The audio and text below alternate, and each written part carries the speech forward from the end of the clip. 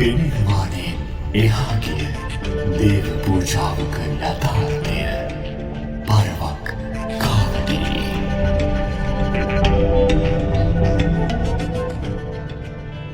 පරවකාවඩි කියන්නේ දෙවියන්ට අපි විසින් ගෙවන යම්කිසි භාරයක් නැත්තම් භක්තියක්. මගේ ඇඟට ඒක වේදනාව අරගෙන මේ වේදනාව මගේ ඇඟට අරගෙන මම විඳින්න. ආය අපිට මේ වගේ දෙයක් සෝබා ධර්මයෙන් මේව එකක් වෙන්නේ නැතුව අපව බේරගන්න කියලා ඒ මිනිස්සු වැඳලා තියෙනවා. ඒ පරවකාවඩි ගන්න ඉස්සෙල්ලා අපේ මයින්ඩ් එක ඇල්ෆා ස්ටේජ් එකට ගෙනියන්න ඕන. තමිල් ජනතාව කතරම් හාමුදුරුවන් වෙනුවෙන් මාර භක්තියක් තියෙන්නේ. එයාලා තමයි ඒකට තමයි කටු ගහන්නේ, ගිනි පාගන්නේ. එතකොට ඊට අමතරව පාද යාත්‍රා එන්නේ. යා ගියාත්ම අපි කරපුවා ඔක්කොම මේ වෙන්න ඕන කියලා ඒකේ මේව කරලා දෙන්න අපි බෑරලා දෙන්න අපි ලඩ දුක් නැතුව කරදර නැතුව ජීවත් වෙන්න අපි මේව කරලා දෙන්න කියලා යාරු අයලු කාවඩි පරව කවුරු ඔක්කොම එන්නේ. මේ බාල උප්පු කරන් තමයි ඒක කරන්නේ. නැතුව මේ දඬුවමක් නෙවෙයි අපිට. සාමාන්‍යයෙන් අපිට ඇඟේ ලෙඩක් වුණා නම් ස්පයිනල් කෝඩ් එක හැදුවොත් ඇඟේ ලෙඩ ඔක්කොම 80% විතර හරියනවා. ඉතින් මේ ස්පයිනල් කෝඩ් එක බලලා ඒ ගාන කටු ඇවිල්ලා අපේ ඇඟේ තියෙන මුළු ඇඟම බැලන්ස් කරනවා. ඇත්තටම මේකට කිසිදු පේවීමක් කිසිදු බලයක් අවශ්‍ය වෙන්නේ නැහැ. මේක විද්‍යාත්මක ක්‍රියාවක් විතරයි. මේක ඇති කිසිදු බලයක් මොන සංඛාරකමක් නැහැ.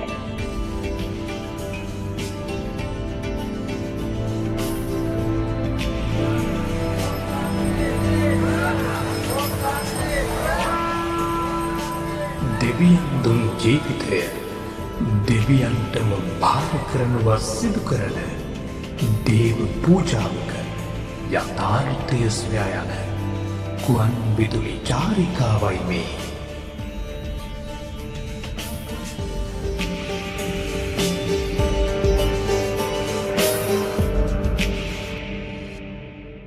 පරවකාවඩි කියන්නේ දෙවියන්ට අපි විසින් ගෙවන යම්කිසි භාරයක් නැත්තම් භක්තියක්. දැන් භක්ති වලින් ගොඩක් තියෙනවානේ. සමහර මිනිස්සු තමන්ගේ භක්ති දෙවියන්ට පෙන්වන්න ක්‍රම තියෙනවා. තමන්ගේ භාරය ඔප්පු ගන්න ක්‍රම තියෙනවා. ඒ වගේ ආපු ක්‍රමයක් තමයි මේක.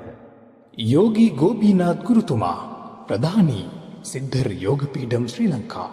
මේක සාමාන්‍යයෙන් මිනිස්සු කරන්නේ ෆෙස්ටිවල් කාලෙවලදී. ෆෙස්ටිවල් කාලේ කියන්නේ දැන් පෙරහැර දවස්වල නැත්නම් තමන්ගේ පොවිලේ මොනාර උත්සවයක් දවස්වල තමයි මේවා කරන්නේ.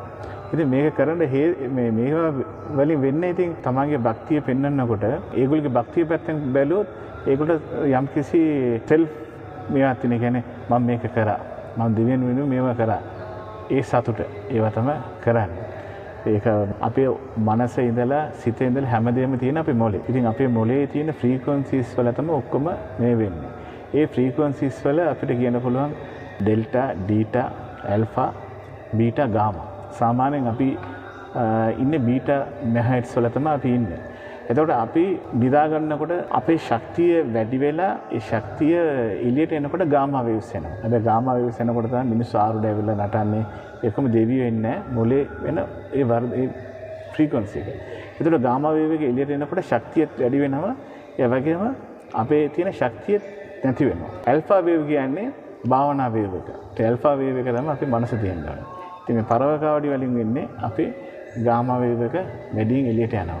ඒ ගාමා වේව් එක එළියට යනකොට තමන්ගේ ශක්තිය එළියට යනවා. ගොඩක් එළියට ඒ කියන්නේ මිනිසුන්ට අර මේ දෙවියෝ ඇවිල්ලා නටනවා කියන්නේ ඒ එනකොට ඒ ගාමා වේව්ස් වල එළියට යනවා. එතකොට මේ පරවකාවඩි කරනකොට ඒ ගාමා වේව්ස් එළියට යනකොට ඒක වළක්කලා ඒ ඇතුලේ තියාගන්න පුළුවන් ක්‍රමයක් තමයි ඒක. දැන් අපි බලනවා හැමතැනම දැන් පතින් දෙවියෝ ඇඟට එනවා කියනවා.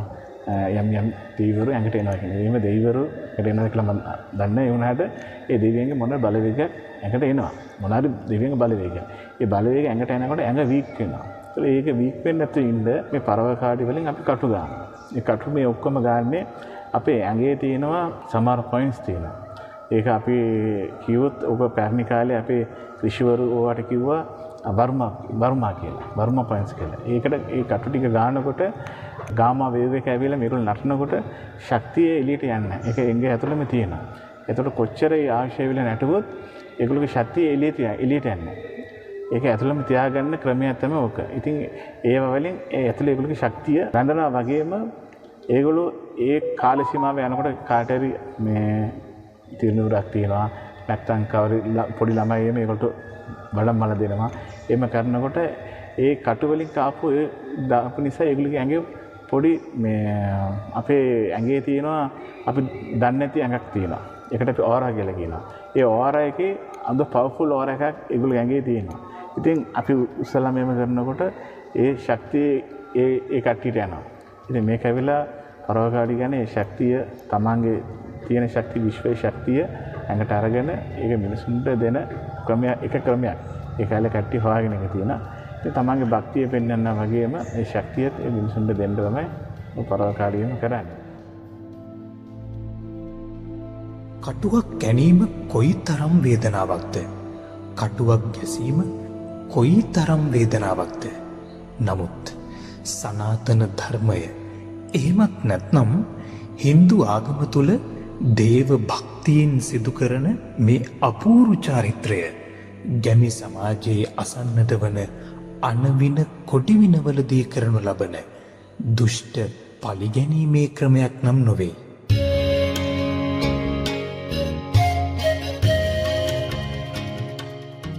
සෙන්චරිස් වලට ඉස්සර ඒ කියන්නේ දැන් අවුරුදු 10000කට කලින් ලෙමෝරියා කියලා මහාදීපයක් තිබුණා කියලා තමයි කියන්නේ. දැන් ආසියානු තමයි ලොකුම මේවක. ඉතින් ඒකත් එක්ක තමයි මේ ලෙමෝරියාව මඩගස්කාර, ඕස්ට්‍රේලියාව, ඉන්දියාව, ලංකාව ඔක්කොමත් එක්ක තිබ්බු ලොකුම මහාදීපයක් කියලා කියනවා. ඉතින් මේ මහාදීපේ රජෙක් හිටියට තමයි කතරගම දිව්‍ය හිටිය කියලා කියන්නේ. ලෙමෝරියා මහාදීපය. ඒකට කුමරි කණ්ඩම් කියලාත් කියනවා. කුමරි මහාදීපය කියලා කියනවා. ඒකට රජෙක් හිටියට තමයි කතරගම දිව්‍ය ඉඳලා තියෙන්නේ. ඒගොල්ලෝ තමයි කතරගම දිව්‍ය ගොඩක් කතරගම දෙවියෝව දෙවියෙක් හිටියට ඒගොල්ලෝ බල්ලා තියෙන්නේ. මොකද කතරගම දෙවියෝ බුදු වුණාට පස්සේ ආ බල්ලා තියෙන්නේ. උතරට යටත් වෙනකොට ඒන් හිටපු මිනිස්සු තමන්ගේ බෞද්ධ ටික උස්සගෙන කරේ දෙපැත්ත උස්සගෙන තමයි ඒව බේරිලා ඇවිල්ලා තියෙන්නේ. ඒගොල්ලෝ ඒක ආවේ අර කාවඩියක් උස්සගෙන ඉනවා වගේ තමයි ඇවිල්ලා තියෙන්නේ. ඉතින් ඒ වගේ ඒ කාවඩියක් උස්සගෙන ආපු නිසා ඒගොල්ලෝ ඊට පස්සේ ආපු කාලවල වල එහෙම අවුරුද්දෙම මේ වගේ දෙයක් වතුරට මේ වගේ යටත් වෙන්නේ නැතුව අපි බේර ගන්න ඕනේ කියලා කතරගම දෙවියෝට ඒ කාවඩියක උස්සලා. ඒකට කාවඩිය උස්සනකොට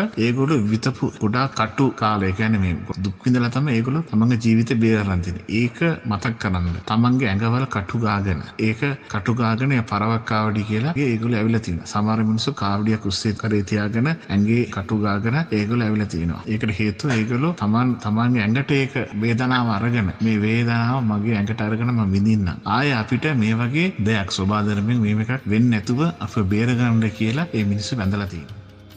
පුරාණ අතීතයෙන් ආරම්භ වී වර්තමානයේ සම්ප්‍රදායක් ලෙසින් පවතින කටුසේ කිරීම හෙවත් ශරීරයේ කටු ගැසීම ලෙස හඳුන්වන මේ අපූර්ව දේව පූජාව දමිළ බසින් පරවක් කාවඩි නමින් අරුත් ගන්වනවා. දැන් අපේ ඇඟේ චක්‍රස් 7ක් තියෙනවා. ඒ ගුණ්ඩෙනි චක්‍රස් කියන්නේ. ඒ ගුණ්ඩෙනි චක්‍රස් කියන්නේ මූලාධාරයේ ඉඳලා පටන් ගන්නවා. මූලාධාරය ඊට පස්සේ ස්වාදිෂ්ඨානේ මණිපූරයේ අනාගත විසුප්ති ආග්නේ සගස්රා කියලා 7ක් තියෙනවා. ඊට පස්සේ සගස්රා ඉඳලා අපිට උඩ තියෙන තව 6ක් තියෙනවා. එතකොට උඩක් තියෙන යටක් තියෙනවා. ඒ චක්‍රස් කැරකෙනවා. ඒතර ඒ චක්‍රස් කැරකෙන්න අපේ ඇඟේ මොනාර එකක් වෙන්න ඕනේ නේ. නිකන් චක්‍රස් කැරකෙන්නේ නැහනේ. ඒ චක්‍රස් කැරකෙන්න එක යුක්තියක් තමයි මේ පරවකාඩි ගන්න ඔක්කොම කරන්නේ. පරවකාඩි වල ඔයගොල්ලෝ දකිනවා මේ දිවට මෙහෙම දිවට දානකොට දිව හිර වෙනවා. හිර වෙනකොට අපේ මේ ඇතුලේ මේ ත්‍රෝට් එකේ උඩ කෑල්ල කියලා උඩට වදිනවා. උඩට වදිනකොට ඒ උස්මේ උඩට තමයි යන්නේ. පල්ලයට යන්නේ. ඒත් උඩට උස්මේ යනකොට ඒ පීටල් ග්ලෑන්ඩ් එකේ ඒ උස්මේ කියලා වදිනකොට ඒ පීටල් ග්ලෑන්ඩ් එක ඇක්ටිව් වෙනවා. ඉතින් ඒ පීටල් ග්ලෑන්ඩ් එක ඇක්ටිව් වෙනකොට ඒකින් ඉඳලා අපිට අර තර්ඩ් අයි එක ඕපන් වෙනවා. ඉතින් මේ ඔක්කොම ඇඟේ අපේ තියෙන ස්පිරිචුවල් පවර් එක එළියට ගේන එක යුක්තියක්. ඉතින් ඒවා හරියට කරන්න ඕනේ. ඒ පොයින්ට්ස් හරියට බලලා මේ පරවකාඩි ගාන එකත් හරියට කරන්න ඕනේ. ඒ පරවකාඩි ගානට ඉස්සෙල්ලා අපේ මයින්ඩ් එක ඇල්ෆා ස්ටේජ් එකට ගෙනියන්න ඕනේ. ඒක තමයි පරවකාඩි ගන්න කට්ටිය සාමාන්‍ය නෝම්බි ඉඳලා කන්න ඇති ඉඳලා දෙයියෝ වැඳලා එහෙම තමයි ඒක පටන් ගන්න. දැන් එහෙම අපි තැම්පත් වෙනකොට සාමාන්‍ය ෆ්‍රීකවන්සි එක ඇල්ෆා ස්ටේජ් එකට යනවා. ඇල්ෆා ස්ටේජ් එකේ ඉඳගෙන තමයි අපි ඕන එකක් කරන්න පුළුවන්. දින ගණනාවක් වේවි කිලි අසුවීමකින් තොරව එහෙමත් නැත්නම් මළගෙවල් ගැහැණු දරුවන් වැඩි වී පත්වීම මාසික ඔසප්වීම යනාදී වූ අපවිත්‍ර ස්ථානයන්ගෙන් ඈත්ව ඌරුමස් හරක්මස් වැනි නුසුදුසු මාංශ අනුභවයෙන් මත්පැන් පානය ආදීන් වැළකී දෙවියන්ට තම දිවිය පූජා කරමින් සිදු කරන මෙම දේව පූජාවේදී හින්දු බැතිමතුන් දේව හාස්කම් ලබා ගැනීමට මම්පෙත් විවර කර ගැනීම සිදු කරනු ලබනවා. පරවක් කාවඩියේ තතු සොයා ගිය ගමනේදී ඒ පිළිබඳව අදහස් දැක්වූ දිල්ෂාන් ප්‍රසාද් මහතා. කතරගම දෙයියෝ ගත්තන් පස්සේ ඇවිල්ලා මේ ලංකාව ඉපදිච්ච කෙනෙක් නෙමෙයි. එයා ඇවිල්ලා ඉන්දියාවේ මේ සෑම දෙවි කෙනෙක්ම ගත්තන් පස්සේ ඉන්දියාව දැන් උප්පත්ති ලැබලා තියෙන්නේ. අපි ලංකාවේ දෙවි කෙනෙක් හැටියට සම්බන්ධ කරගන්න පුළුවන් සමන්දී හාමුදුරුවෝ විතරයි. ශ්‍රීපාද අඩවි ස්ථානයේ ඉන්නේ සමන්දී හාමුදුරුවෝ තමයි. ඉතින් මේ දේවාල් කතරගමට ලංකාවට ආවේනික වෙලා ඉන්නේ දෙවිවරු ඔක්කොම ඉන්දියාවෙන් ආපු කට්ටිය. ඒ අතරින් කතරගම දෙවියෝ ඉතා විශේෂයි. මොකද කතරගම දෙවියෝ ඉන්දියාවේ ඉඳලා එකටම ගොඩ බහින්නේ ඔකොද දේවාලට. ඔකොද දේවාලට ආපු වෙලාවේ තමයි ඒ වනාන්තරයේ ඇවිදිනකොට වල්ලි මාතාව දැකලා තමයි එයා මේ කතරගමට එන්න ලොකුම හේතුව. ඒ ඇවිල්ලා තමයි කතරගම ඔතන අපි දැන් අර පූජා කරපු තැන එතන වල්ලි ගුහාව එතන බෙනේ කතර මේ වල්ලි මෑණියන් රඳවගෙන එතන ආරක්ෂා මාලාවක් කරගෙන තමයි එයා කතරගම දෙවියෝ කතරගමට ආවේනිකුනේ. ඒක තමයි මේ එයාගේ මංගල්‍ය තුනක් තියෙනවා. අවුරුද්දේ මේ මාස 3ක ඒ කියන්නේ අවුරුද්දේ මාස 3ක තියෙනවා එයාගේ චාරිත්‍රය. කියන්නේ එයාගේ මගුල් පෙරහැරේ සම්බන්ධ පෙරහැරවල් තුනක් තියෙනවා. එකක් තමයි ඇසළ පොහොය. ඇසළ පොහොයට අවසන් වෙන එක පෙරහැරක්. අනිත් එක තමයි ඉල්මහ මංගල්‍ය. අනිත් එක තමයි අප්‍රේල් මාසේ අවුරුදු මංගල්‍ය.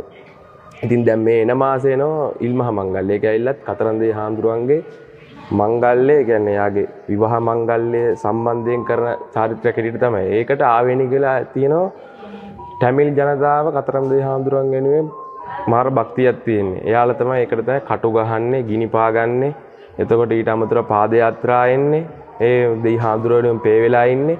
ඒකට මුල්ම හේතුව තමයි ඒ කට්ටිය අපි සාමාන්‍යයෙන් කියමුකෝ අපි ගෙයක් හදන්න එක්කෝ අපි ව්‍යාපාරයක් කරන්න අපිට වාහනයක් ගන්න අපි මොන හරි දෙයක් කරනවා අර දෙයියන්ට තියෙන භක්තිය හැටියට තමයි මේ කට්ටිය මම ඊළඟ අවුරුද්දේ මේ දේ කරන ඔබ වහන්සේට මම මේ දේ කරොත් මම කටු ගහලා මම මේ කතරම්ම දේවාලේ ගිනි පාගලා කරනවා කියලා චාරිත්‍රය තමයි ඔය කටු ගහන එකෙන් ගිනි පාගන එකෙන් අර්ථවත් වෙන්නේ.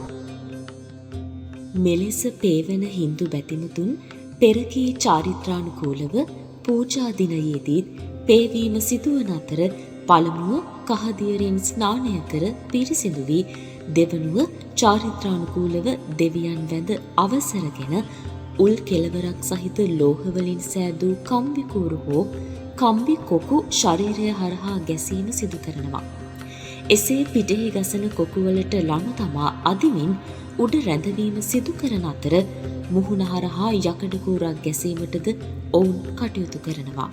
මේ ඒ පිළිබඳව රුහුණු මහා කතරගම භද්‍රකාලී අම්මාන් දේවාලයේ ප්‍රධාන කපු ශිව ශ්‍රී තංගවේල් කුරුක්කල්තුමා දැක්වූ අදහස්. සල මාසින් තමයි එල්ලුම් කාවඩි විශේෂයෙන් මේව කරන්නේ. ඒක විශේෂයෙන් කතරගම දෙයියන්ට තමයි. එල්ලුම් කාවඩි යනවා එක කිරිකල කාවඩිය එක කාවඩි වගේ.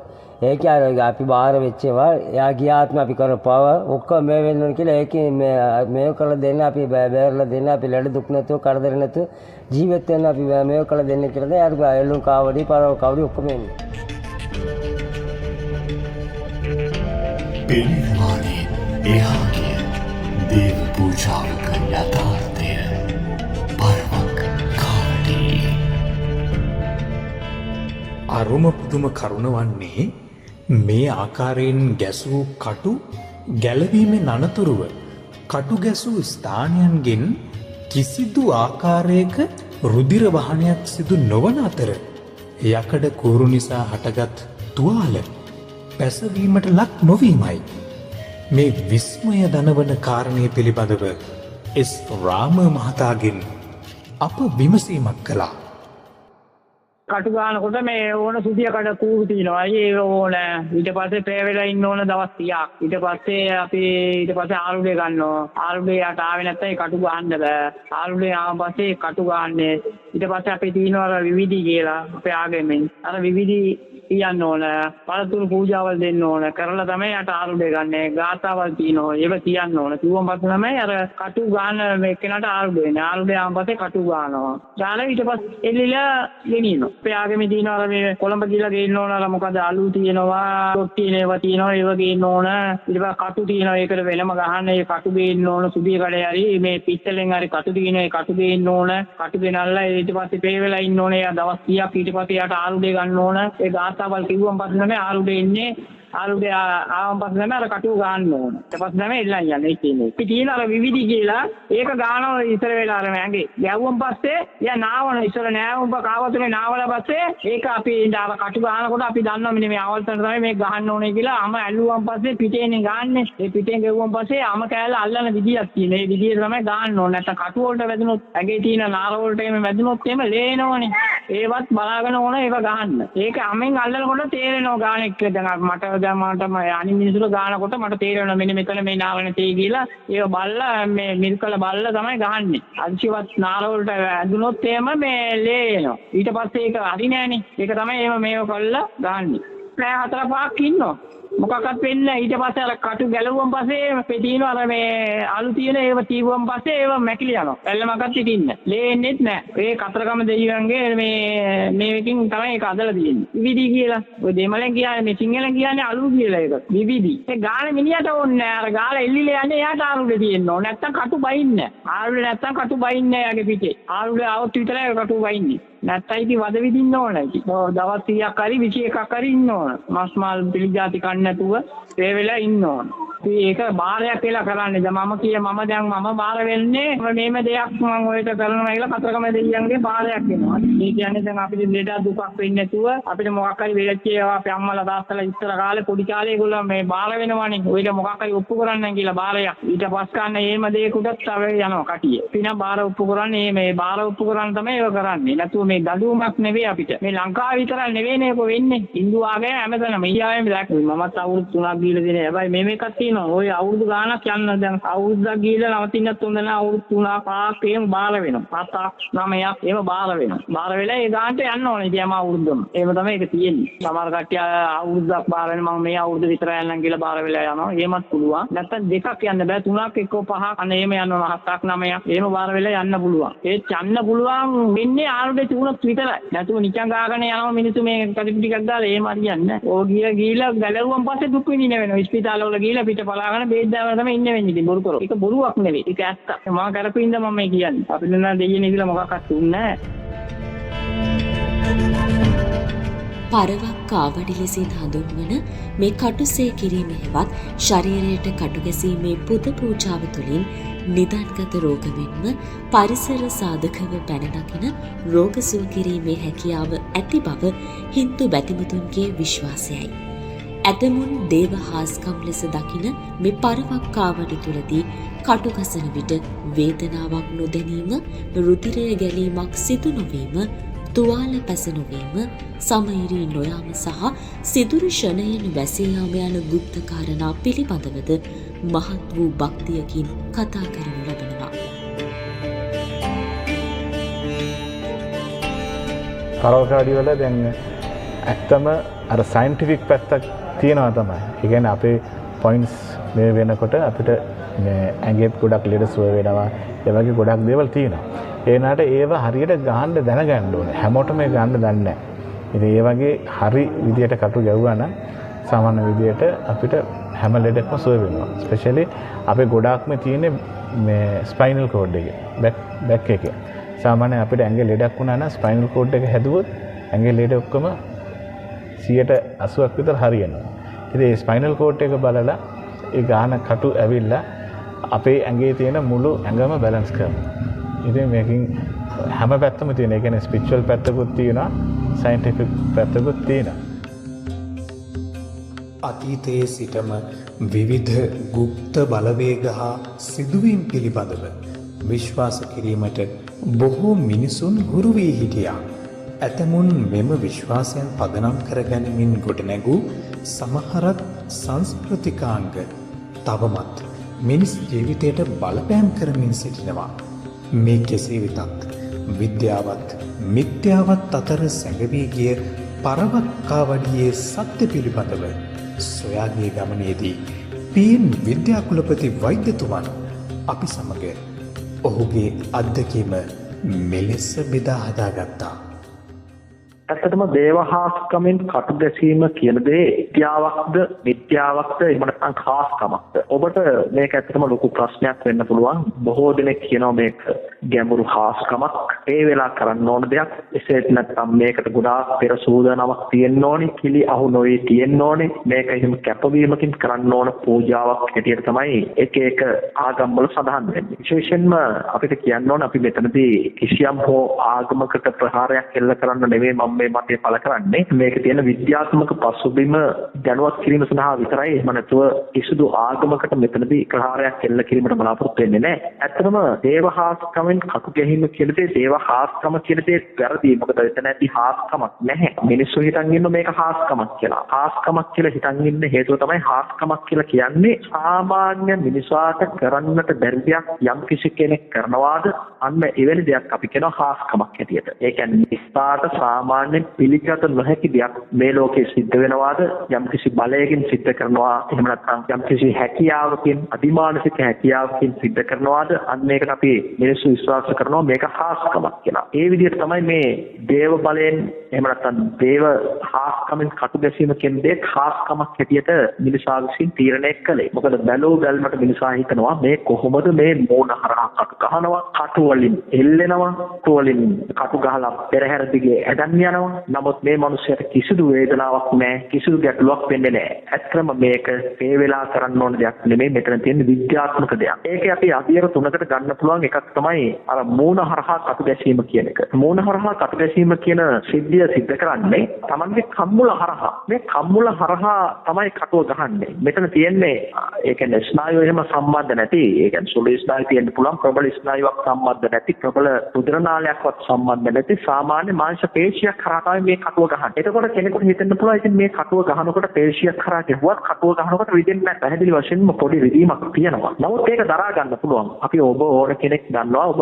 හැම කෙනෙකුටම ඉන්ජෙක්ෂන් ගහලා තියෙනවා. මේ කටුව ගහනකොට යම්කිසි වේදනාවක් තියෙනවා. ඒ වගේ තමයි ඒක නමුත් දරාගෙන ඉන්න පුළුවන්. නමුත් අපිට තියෙන දැන් දේව හාස්කමින් කරනවා කියන කොටස දෙවියන් කෙරෙහි තියෙන දැඩි ඇල්ම නිසා, භක්තිය නිසා මොවුන් හිතනවා දැන් මේ වෙලා ඉන්නේ දෙවියන්ගේ බැල්ම නිසා, දෙවියන්ගේ තියෙන බලය නිසා මට වේදනාවක් දැනෙන්නේ නැහැ කියලා දැඩි විශ්වාසයක් තියෙනවා. ඒ විශ්වාසය නිසා මොවුන්ට දැනෙන වේදනාව අවම වෙනවා. ඒ වගේමයි ඕක අපේ විද්‍යාත්මකව කරලා පෙන්නද්දී ඒ සිද්ධ වෙන්නේ එවැනිම ක්‍රියාවලියක්. මොකක්ද ක්‍රියාවලිය? අපි මේක බොරු කරලා පෙන්නනවා කියන විශ්වාසය සතුට මත තමයි අපි මේ දේ ක්‍රියාත්මක කරලා පෙන්නන්නේ. අන්න ඒ විශ්වාසය මත අපි මේක ක්‍රියාත්මක කරලා පෙන්නනවා. අපි මේකේ විද්‍යාත්මක පැත්ත පෙන්නනවා කියන සතුට ඇත්තටම දැනෙන්නේ නැහැ. ඒ වගේමයි කටු ගහද්දී මෝන හරහා කටු ගහද්දී නිකනුත් නෙමෙයි ඒ හරහා දානවා නයි පෙනයක් දානවා. මිනිස්සු හිතන් ඉන්නවා මේ නයි පෙනය දාලා පේවෙන්නේ නැතුව කටු ගැහුවොත් වස් වදිනවා, මේක දතකට පෝට්ටු වෙනවා, මේක ගලව ගන්න බෑ කියලා. නමුත් ඒකේ කිසිදු විද්‍යාත්මක සත්‍යයක් නැහැ. මේ මිනිසා විසින් සදාගත්තා වූ මතයන් පමණයි අපි ඕනම තැනක ඕන කෙනෙකුට අභියෝග කරනවා. ඕනම තැනක ඒ නයි පෙනය දාලා අපිට කටු ගහන්න පුළුවන් කිසිදු ගැටලුවක් වෙන්නේ නැහැ. එතනදී මේ මාංශ පේශිය හරහා ගැසීම නිසා කම්බුලට කිසිදු දුක් වෙන්නේ නැහැ. වගේම උදර ගැලීමක් අවමයි තුවාලයක් නොවෙන්නේ නැහැ. කටුවක් ගහපු තැනක තුවාලයක් වගේ සුළු තුවාලයක් ඇති වෙනවා. නමුත් ඒක දවසක් පැය කිහිපයක් යනකොට වෙයිලා යනවා සාමාන්‍ය සත්‍යයක් බවට පත් වෙනවා. ඒ වගේමයි පිටෙන් කටු ගැසීම. කටු ගහලා එල්ලීම කියනවා. කටු වලින් එල්ලීම කියනවා. ඔබ දැකලා ඇති මිනිසාගේ පිටේ කටු ගහලා කටු වලින් උඩ එල්ලනවා. මේක ගහනවා පිටේ කටු ගහනවා බලය පිටිලා යන විදිහට ආකාර ස්ථාන 6කින් හෝ 8ක්. මොකද මේ එහෙම ස්ථාන 6කින් හෝ 8කින් ගහන්නේ මේ මිනිසාගේ තියෙන බලය, ඒ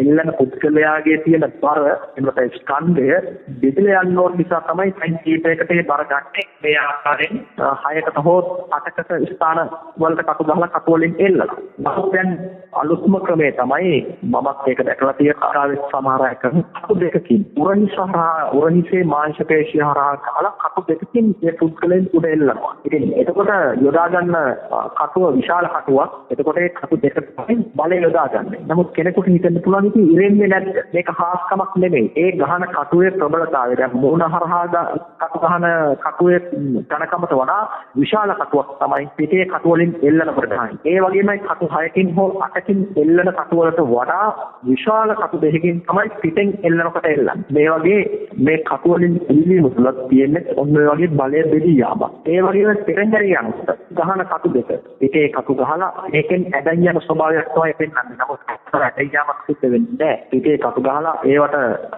නූල් දෙකක් දාලා පිටිපස්සින් මෙතන පොඩි ඇදීමක් කරනවා. නමුත් ඒක ඇත්තටම රිදෙන්න නදිනව නෙමෙයි. සාමාන්‍ය ඇදීමක් කරනවා. නමුත් බලන්න ඉන්න පුද්ගලයා ඇත්තටම මේකට කිසිදු පේවීමක් කිසිදු බලයක් අවශ්‍ය වෙන්නේ නැහැ. මේක විද්‍යාත්මක ක්‍රියාවක් විතරයි. මේක ඇති කිසිදු බලයක් නැත්නම් හාස්කමක් නැහැ. මේක ඔබ අපි ඕනෑම කෙනෙකුට ඕනම වෙලාවක පේවීමකින් තොරව කරන්න පුළුවන්. නමුත් මෙතනදී ප්‍රවේශම් වියුක්තේ මේ කටු ජීවාණුහරණය කරලා හෝ විසබීජ නශනය කරලා ගත්තනම් ඔබ තමයි මොකක්ද විතරයි අපි මෙතන වෙන්න නෙමෙයි අපි මේ පරිස්සම් වෙනවා. ඉතින් ඒ හැර වෙනස් කිසිදු පේවීමක් පරිස්සම් වීමක් මේ සඳහා අවශ්‍ය නැහැ. ඕක තමයි ඒ කටු ගැසීමේ විද්‍යාත්මක මතය. එදිනෙදා ජීවිතයේදී යමෙකුට අසනීපයක් හෝ රෝගාබාධයක් වූ කල්හි වෙදතුරන්ගෙන් මෙන්ම දෙවියන්ගෙන් පිහිටක් අයදීම සත්‍ය වූ කතන්දරයක්. එහි වරදක් නැත. යමෙකු සිත්ඇවුලට පත් වූ මොහොතක තමන් අදහන විශ්වාසයකින් හෝ දෙවියන්ගෙන් පිහිට පැතීම සහනයක් ලැබේයැයි විශ්වාස කිරීමට සාක්ෂි නැතුවම නොවේ. එහෙත් යකැඳුරන්, භූතයන්, ආරූඪකරුවන්, පේනකරුවන් සහ අංජනන්කරුවන් පසුපස යමින් රැවටෙමින් ලෙඩේ තවත් ඔද්දල් කර ගැනීමට වඩා බුද්ධිමත්ව සිහිනුවණින් සිතා බලා තීරණ ගැනීම ඔබ සතු කාරණයක්. මෙවන් කරුණු ප්‍රකාරව පරමක්කාවඩියේ සත්‍ය සහ අසත්‍ය විමසුම ඔබට බාරයි.